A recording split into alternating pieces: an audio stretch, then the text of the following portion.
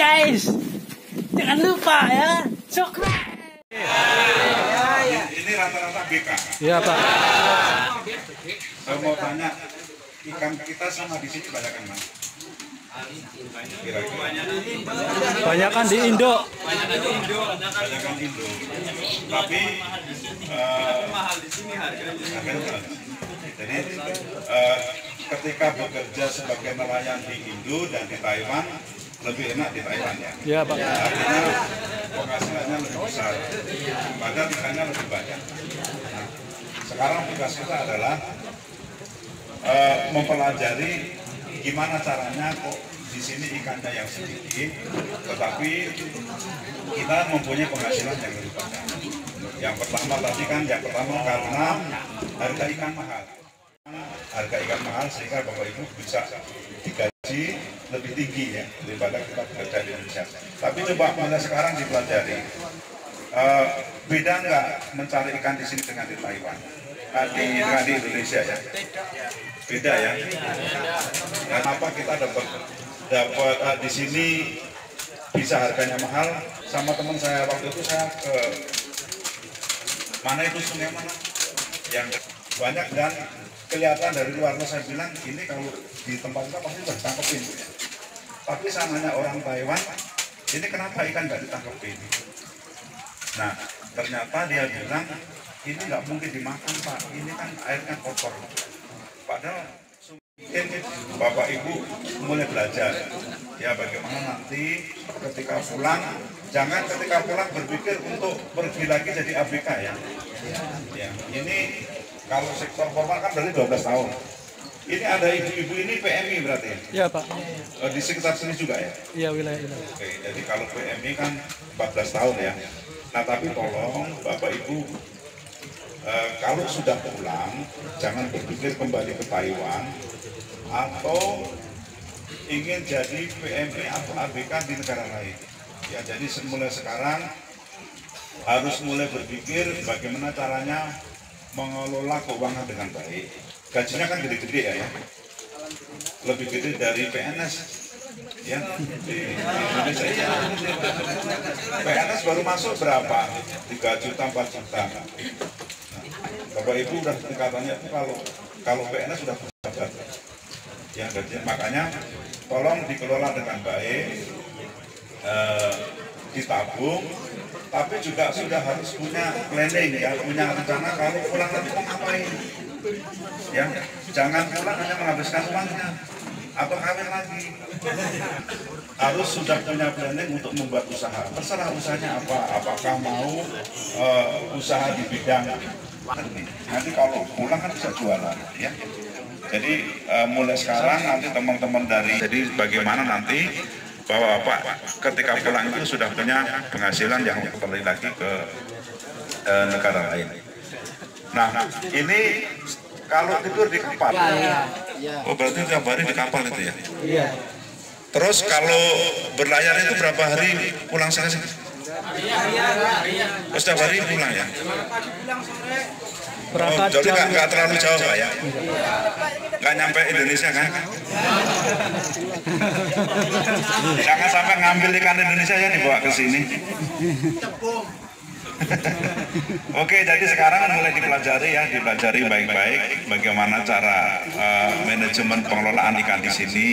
Ya sekarang di sini satu majikan, satu kapal bisa 4 ya, 4 orang, 3 orang, 5 orang. Itu berapa majikan? Bisa lebih dari satu majikan juga ada satu kapal, ada lebih dari satu kapal ya?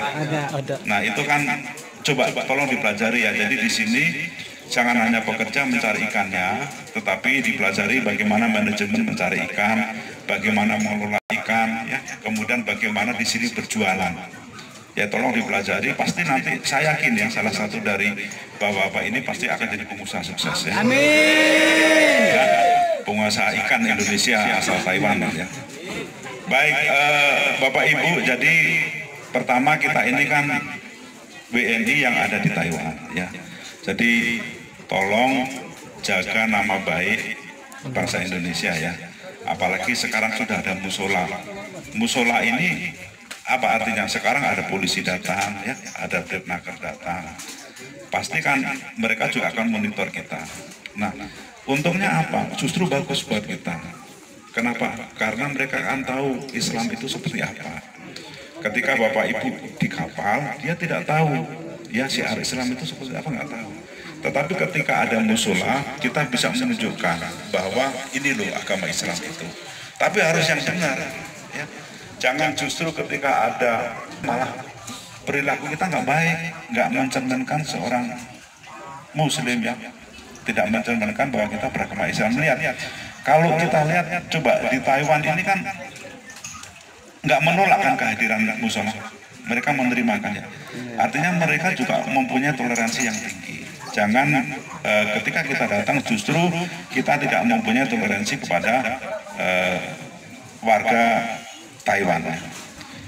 Nah, yang kedua, jangan sekali-kali berpikir untuk kabur. Ya, jadi kalau ada tawaran-tawaran mungkin yang gajinya lebih besar, tetapi itu harus kabur, jangan sampai diikuti. Kenapa? Coba tanya teman-teman yang sudah kabur, itu gimana rasanya? Ada yang sekarang sakit, akhirnya tidak bisa dapat asuransi, kan gitu. Biayanya juga mahal, nggak dapat asuransi, kemudian hak-haknya juga tidak bisa diperjuangkan. Banyak kasus-kasus seperti ini. Kemarin saya ke mana itu ya? Taichung, ya. Taichung juga ada yang lihat yang kabur, akhirnya saya tanya, ya dia menyesal, ya, menyesal sudah kabur karena akhirnya ya tidak terurus. Sekarang pulang, untuk pulang pun tidak ada uang. Bayangin aja, ya, tidak cari masalah kan.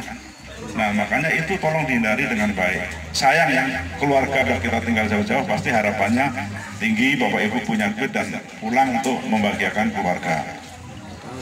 Nah, yang kedua, kalau ada masalah tolong disampaikan melalui jalur komunikasi yang sudah disediakan oleh pemerintah Taiwan dan juga komunikasikan dengan KDI. Jadi kalau di sini ada yang nangani naker, ya, ada Bu Uta, ada Pak Nurman, Bu Mei, itu rata-rata satu hari, satu malam itu mendapat SMS 300. Padahal HP-nya ada 11. Ya. Bayangin 11 kali 300 semalam itu, ya kan? Itu mereka sampai jam 3, jam 4 baru tidur. Kenapa? Karena banyak yang bermasalah. Jadi yang SMS masih bermasalah, nggak ada yang cerita-cerita baik disampaikan. Pasti yang bermasalah semua. Nah, artinya apa? Kita harus punya target bahwa jangan sampai sehari semalam itu satu orang menerima 300. Ya nanti harus 200, 100, terus tidak ada. Artinya apa? Kalau itu berhasil seperti itu berarti tidak ada masalah PMI, ya kan? Jadi ya jangan kita dengar lagi ada masalah-masalah yang disampaikan ke kita. Artinya disampaikan kalau memang ada masalah, tapi kalau sudah tidak disampaikan berarti indikasinya bahwa memang kita sudah mulai membaik. Memang masalah tidak hanya datang dari Bapak Ibu sendiri kan, bisa juga datang dari majikan atau apa. Nah, kita juga tidak tinggal diam, bahwa kita juga akan mengkomunikasikan seandainya ada masalah-masalah yang itu timbul dari Taiwannya, ya, dari majikannya.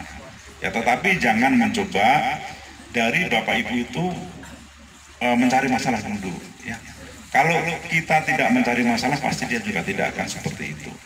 Jadinya kalau sudah sering lihat masalah, akhirnya kan suudon gitu, ya.